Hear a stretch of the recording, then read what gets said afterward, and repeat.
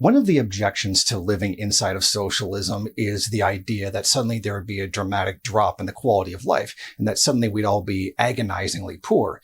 Yet data from the time shows that the quality of life under socialism was actually higher than it was under capitalism.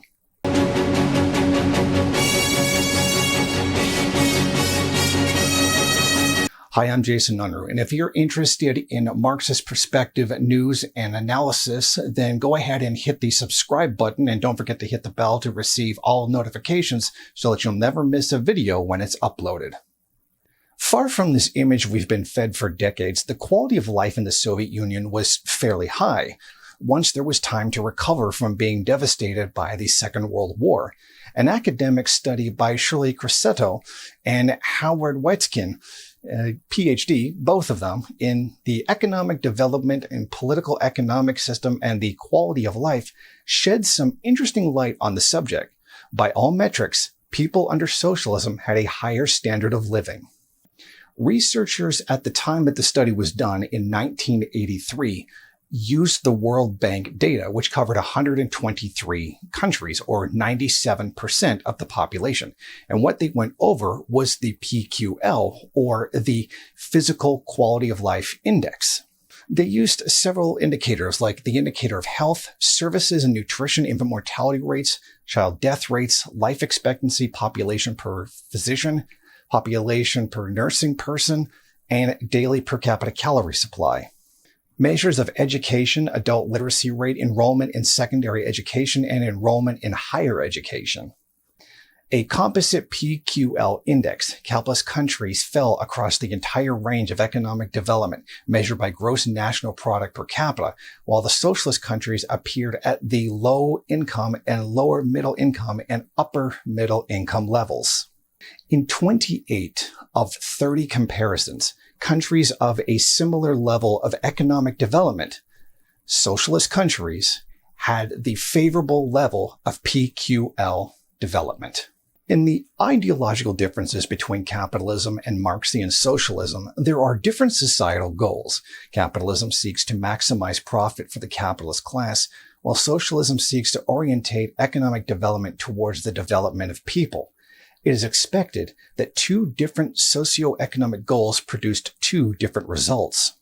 Difficulty arose in how you classify each country within the study. Since no country is purely free market, every one of them has some intervention or even public ownership to some degree or another. They decided on a system of three specific classifications for all the countries in the study. The first two are capitalist and socialist. The third is a socialist country which has not been a socialist country for a full 20 years yet. It is not considered to have had enough time to fully switch from one system to another, meaning its development would skew the data. They are referred to as recent post-revolutionary. This table shows how all the countries studied were classified according to the level of economic development and political economic system, with the corresponding data to each one. Capitalist countries fell across the entire spectrum of economic development, while socialist countries appeared in the low-income, lower middle income, and upper middle income categories.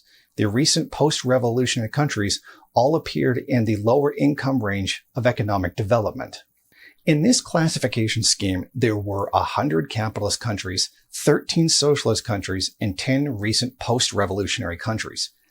Taken together, the capitalist countries in the study included approximately 62% of the world's population, the socialist countries approximately 32%, and the recent post-revolutionary countries about 3%.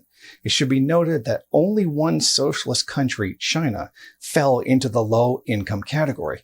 Therefore, comparison of the PQL outcomes between this country and capitalist countries in the low-income category remains tentative. This table represents health services, and nutrition.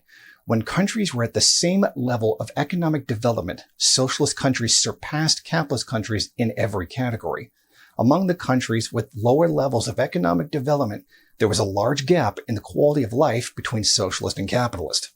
But that gap was much smaller once the more developed countries were compared. Across the board, The socialist countries had 2 or 3 times less infant mortality and child death rates. Socialist countries also had a greater life expectancy.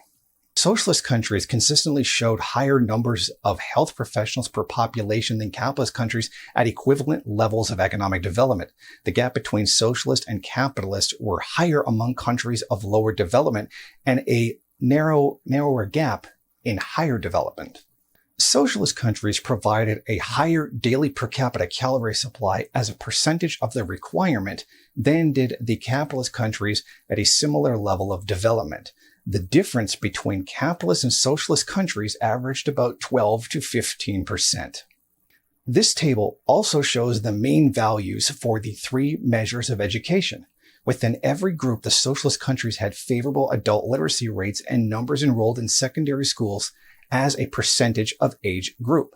The socialist countries at the upper middle income level showed a greater degree of participation in higher education, but not by much.